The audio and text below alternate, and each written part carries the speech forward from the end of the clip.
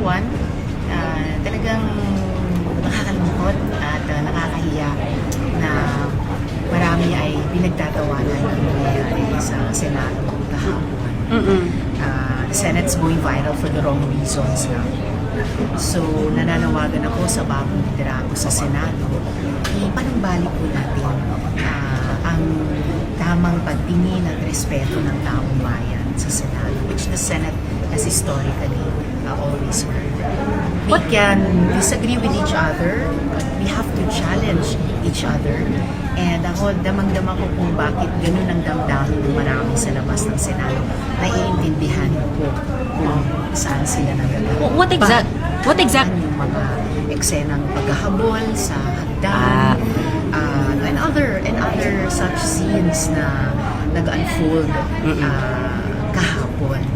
And hindi po yan yung mga eksena na deserve ng ating mga kababayan. So, sa panig ko naman, sa panig ng bagong minorya, magpapatuloy po ako at magpapatuloy po kami pagsulong ng mga panukala na para talaga sa mga tao, pag-iimbestiga, pag-alam ng katotohanan at pagrekomenda ng pagwawasto sa pamamagitan ng aming mga resolusyon. In a few months, pagbubuo muli ng mas transparent at accountable na budget. At syempre ngayon, pinaka-urgent na concern ko po namin ay talagang makita ng malinaw ng taong bayan na tutupad kami sa aming constitutional duty. Kaya ang gusto ko pong sabihin sa mga kababayan na nandidismaya sa nangyari mula kahapon, basta hindi tayo tumiklop noon at hindi rin po tayo titiklop ngayon. Laging may pag-asa at patuloy po tayong lalaban. So, ma'am, what are the chances? So, sabi po kasi may mga analysts na nagsasabi that out to regain daw po si SP Soto ng post niya, posible daw magkaroon ulit ng kudeta para makuha ulit yung posisyon na yon. SP Tito had always said he serves at the pleasure of the colleagues. So, yun pa rin po ang magagaway sa usapin niya. Sorry ma'am, anong may expect po namin from the minority this session? Meron po kayong manifestation? Patuloy naman yung deliberasyon mula sa session kahapon.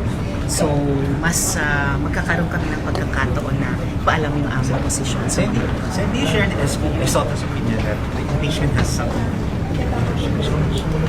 mapigilan ng impeachment? At yun ang dominant interpretation ng ating mga kababayan as far as we can tell. Hindi lang sa social media, pati sa mga reaksyon nila kaninang umaga, mga press con, mga plano nilang mag-mobilize dito.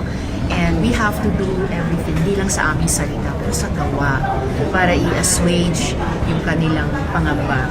Dapat walang duda na mananatili kaming tapat sa aming constitution. May numbers mo yung block naman. Just based on the leadership? Well, hindi ko pa alam in terms of the numbers, pero ito nga yung panawagan ko sa liderato, bagong liderato sa Senado at sa aming lahat. Though we may disagree with each other on certain issues, dapat malinaw yung katapatan namin sa Constitution.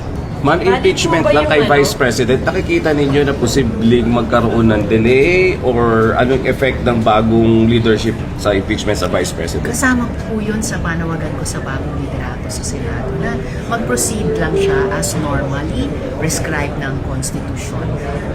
Marami ng diskusyon tungkol sa ano ba yun, a reasonable time or anong definition ng forthwith. So kami po sa minorya ay patuloy magsusulong na gawin na namin forthwith ang aming. How would you describe the